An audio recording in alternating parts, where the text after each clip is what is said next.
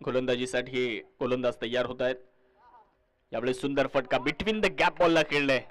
What a shot. थोडेसे बॅकफुटला गेले. Back foot पंच करत असताना गॅप शोधला आणि बॉल देखील गोलंदाजी करण्यासाठी गोलंदाज तयार.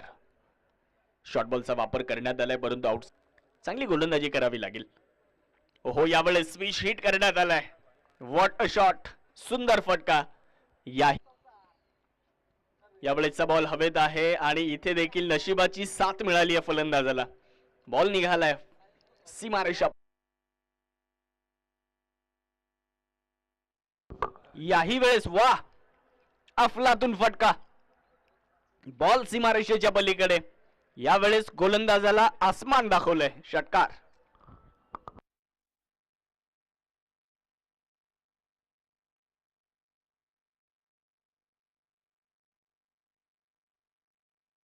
काय अफलातून फलंदाजी आपल्याला होताना पाहायला मिळते. एका झेलला 600 रुपये. यावेळेस वा फॉलोविंग स्वीप. खूप चांगला फटका. बॉल स्क्वेअर लेग सीमारेषा पार. One bounce. चौकार. बाउन्स. चौकार. धावसंख्या चौकाराने पुढे जाईल. धावसंख्या झाली आहे 44. एक फलंदाज बाद. रणजित नवीन फलंदाज आले तर गोलंदाजी करण्यासाठी आपण साजिद शेख यांना गोलंदाजी करताना पाहतोय. गोलंदाजी करण्याची आवश्यकता.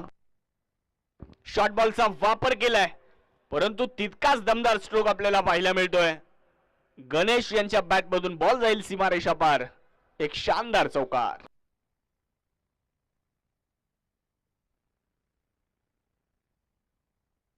या 4 धाव्यांच्या मदतीने धावसंख्या वाढली. धावा झाल्यात 54 धावा. एक बाद 54. पुनश्च एकदा तयार आहेत. यावेळेस मात्र रडार मध्ये चेंडू होता. स्लॉट मध्ये आणि जाईल थेट सीमारेषा पार. शानदार षटकार. सुंदर फटका. 73 धावा धावफलकावर. आज गणेश यांनी आज प्रभावित केल्या या मॅच मध्ये. काय फटकेबाजी केली आहे त्यांनी.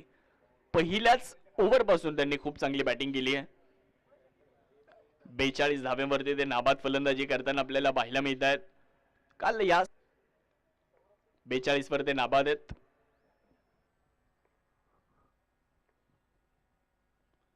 लॉफ्ट केला. यावेळेस देखील लॉंग ऑन. सीमारेषेच्या बाहेर बॉलला पाठवलंय. लागोपाठचा हा दुसरा षटकार. गणेश चांद्राफ 48 वर नाबाद आणि संघाची धावसंख्या झाली आहे 79 धावा.